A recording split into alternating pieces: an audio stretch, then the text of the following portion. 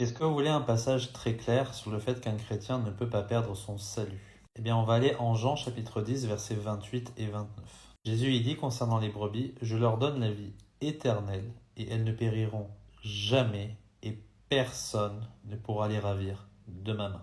Alors déjà, vous voyez quelque chose d'évident, c'est que Jésus, il donne quelque chose. Donc quand on donne quelque chose, dans le contexte, c'est un cadeau.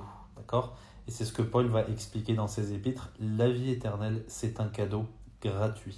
On ne travaille pas pour un cadeau qu'on a reçu gratuitement et encore moins pour le conserver. C'est ridicule. Sinon, ça veut dire que vous n'acceptez pas la gratuité de ce cadeau. C'est du simple bon sens. Ensuite, ce cadeau, c'est quoi? C'est la vie éternelle. C'est pas une vie temporaire. Dès que vous avez reçu la vie éternelle, votre vie maintenant, elle est éternelle parce que vous êtes vivant pour toujours avec Christ. Vous lui appartenez.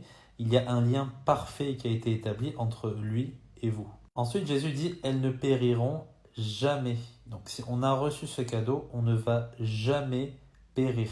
Donc on ne peut pas être plus clair que ça. Si vous l'avez reçu une fois pour toutes, vous n'allez jamais périr, jamais aller en enfer. Et enfin, il est écrit que personne ne pourra les ravir de ma main. Ça veut dire quoi? Ça veut dire que personne, ça vous inclut vous-même aussi.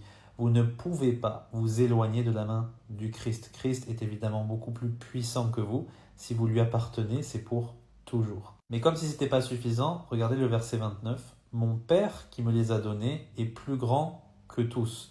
Donc si déjà être dans la main de Christ, c'est une certitude, imaginez la main du Père qui est plus grand que tous. Regardez. Et personne ne peut les arracher de la main de mon Père.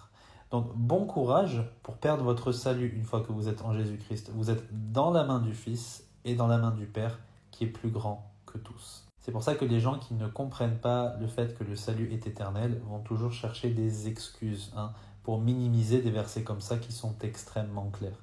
Si vous êtes en Christ, c'est pour toujours. Ça s'appelle la simplicité de l'évangile. Dès que vous rajoutez quelque chose comme vos œuvres, eh bien, vous minimisez cet évangile. Vous n'avez pas placé votre confiance en Jésus. En réalité, vous la placez en Jésus et en vous-même.